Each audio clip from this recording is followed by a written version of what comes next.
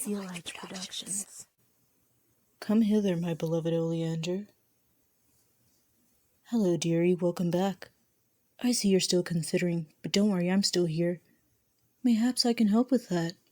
I can slip the fear away. There's no reason to fret, darling. Just sink into the eventide with me. Let your eyes flutter close, and let me seep into you. Let the silent susurrations of my song echo softly as they rise up from your feet until they reach your ears. It may leave you breathless, but I promise it's welcoming. But, your pulse is too quick. Love, you know too well that I enjoy a lively dance, but that fierce percussion will be greatly appreciated another day in another way. Now, shall I try again? My dear little raven, you needn't be so tense. You always shiver in my presence. Are you afraid? I can make short work of that. Now ease into the quiet, my dear. Feel the quiver of the evening star as it flickers out in the shadows. Let my lips fall against yours. Let the overarching sweetness of it flow into you. Don't fight it. My lovely little firefly, don't mind the bitter aftertaste. I assure you, you're safe in my arms. My, that delicious steadiness of your heartbeat sends a wave of thrills blooming throughout me. Let your glassy eyes fall on me. Do not shy away from my touch. Sweetling, it's bewitching how you stare with some drawn-out awe as a sigh escapes your lips. Indeed, I do have that effect. That's it. Collapse against me, my ravishing little moth. My hands will gently take you and let my lullaby wash over you whilst I entwine you in gossamer.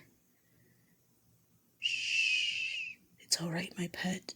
It will be over soon enough, and like clockwork, you will always return to me. You will never distinguish the kiss from my bite. Strange.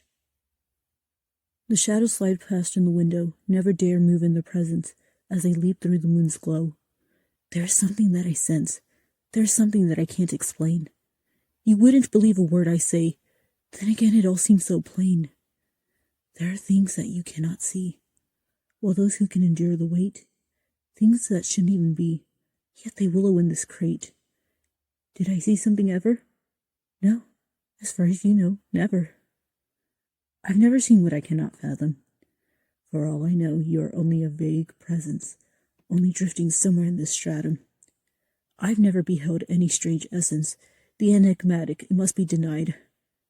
I've never seen anything eerie. For all you know, I've never lied.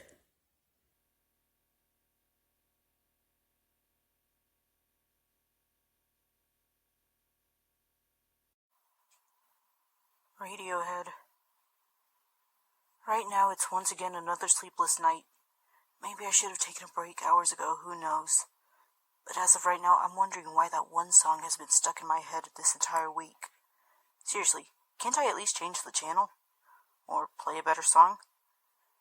It's amazing how my thoughts overlap so much until I can no longer hear a single one from all of them. Of course, the occasionally more fine-tuned frequencies still poke through despite all of the traffic in here. And other days, it's gone completely silent. But I'm not sure if that's because it's actually silent, or if they all just become garbled and cancel each other out.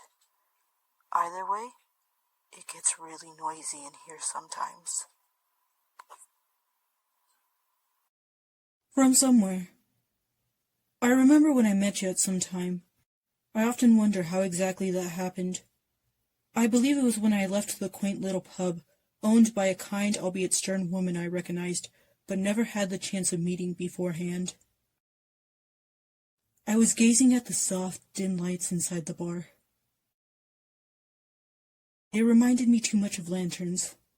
Like lanterns I could have sworn I'd seen before. I remembered how I tried to catch them, but they slipped away and I took up running after them with all my might. When I got a chance to look inside, I could never name what I saw inside those glowing orbs in the evening. As I pondered the strange familiarity of these lamps, I had an even stranger urge to step outside for a bit. The woman bid me farewell, as though she promised I would be seeing her again sometime without a doubt. As I made my exit, I froze right outside the door. As though these had somehow been foreign to me, I couldn't help noticing the small bushes on each side. I kneeled before the one on my right-hand side, reaching so wistfully for a small pale pink bloom, just swaying gently in the gentle breeze right there. As gently as I can, I pluck the tiny rose from its stem. I linger in the seconds, studying its entire girth. Before long, the gale shatters the rose into petals and swirls away from me down into an alley. Before I can stop myself, I take off running. I chase the petals around old and worn buildings, unwilling to stop right where I'm going. The next thing I know, I come to a skid. The petals swirl beyond a small black fence. Warily, I pace into the desolate ground ahead. All around me are tiny weathered stones, either so few or worn down to nearly nothing. Then again, the sad perimeter is by no means large. I catch sight of the petals and follow once more. As my boots susurrate along the grass, I watch as they at last scatter around an area. I halt not 10 feet away from the kneeling figure. A stone eroded to oblivion held your enduring gaze. Whether it was grief, remorse, pity, or even detachment, I am unable to discern for my safe distance from here, even though I find myself sliding towards the same site, towards the dark-haired man kneeling in the trench coat. Who are you? Why do you look nearly as though you long for whatever made you look so worryingly lost? You already know I'm here in this memory. Even when I remembered, you didn't even notice until I reached the ring of rose petals around you. You rose to your feet, with concession drawing your eyes to the all-too evocative mark right before your feet. I have no words to give, even as I know why you're here. You slowly turn your face in my direction. I can't recall if your eyes were gray or black. In their abysmally murky depths is a faint glint, one I cannot entirely discern from life or passion. You approached me, and to this day, I still wonder what it is you had to tell me.